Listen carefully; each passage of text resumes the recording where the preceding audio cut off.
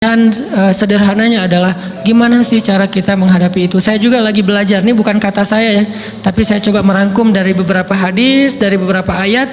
Mudah-mudahan ini jadi semacam tips dari Allah, dari Rasul, cara kita supaya lebih sabar dalam menghadapi ujian, khususnya ujian perasaan. Pertama, saya mengambil dari hadis riwayat yang diriwayatkan dari Abu Hurairah, hadis hasan. Nabi SAW mengatakan, "Ma yazalul bala'u bil mu'mini wal mu'minati fi nafsihi wa waladihi wa malihi hatta yalqallaha ta'ala wa ma alaihi khati'ah." Tidaklah seseorang selesai diuji, baik dia laki-laki orang yang beriman atau perempuan yang beriman, baik itu ujiannya terjadi pada dirinya atau melalui anaknya atau melalui hartanya, artinya ujian harta, ujian fisik, ujian perasaan, sampai dia bertemu dengan Allah dan dia tidak punya dosa. Apa maksud dari hadis ini? Ujian itu tidak akan berakhir kecuali kalau dosa kita sudah habis. Allah akan menguji kita terus untuk membersihkan diri kita dari dosa. Sehingga yang harus kita coba bangun awareness dalam diri kita kalau lagi diuji, Allah pengen membersihkan dosa saya nih. Sehingga kita ridho dengan ujian, bukan ikhlas ya. Kalau ikhlas ibadah, kalau ujian ridho, rela. Saya ridho ya Allah walaupun ini berat. Saya ridho ya Allah walaupun saya berharap Engkau beri jalan keluar. Saya ridho ya Allah walaupun saya berharap ditolong oleh Allah. Tapi tetap ridho diberikan ujian itu, sambil berdoa diberikan jalan keluar, ditolong, diberikan keajaiban. Cuman gak mau mengeluh. Dan berdoa meminta jalan keluar bukan mengeluh, itu ibadah. Berdoa itu ibadah dalam Islam. Sehingga Allah suka banget sama hamba yang berdoa. Allah suka dengan hamba yang curhat. Nabi itu kalau lagi curhat, doanya aja bisa berjam-jam cuma doa doang tuh. Kayak hadis Aisyah pas lagi cemburu malam-malam kan, Aisyah lagi tidur, ini jatah malamnya Aisyah. Tiba-tiba dia nyari-nyari raba-raba, Nabi nggak ada, dicari di kamar mandi nggak ada. Biasanya Nabi sholat di sebelah Aisyah. Wah, curiga nih, jangan-jangan ke rumah si Fulan. Dicari ke rumahnya, ditelepon nggak aktif, mungkin lagi dicas, datang ke rumahnya.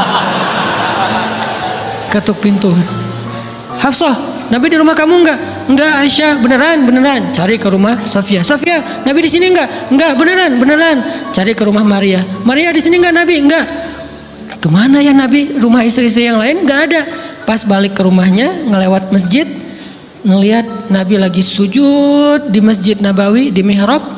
Dan Aisyah mendengar Nabi menangis sambil berdoa. Dan sujudnya itu seperti membaca 1 juz Al-Quran.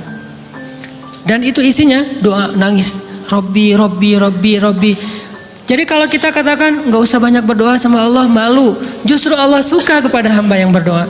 Justru sebaliknya, kalau kita jarang berdoa atau enggan berdoa, buat Allah itu orang sombong. Allah nggak suka hamba kayak gitu.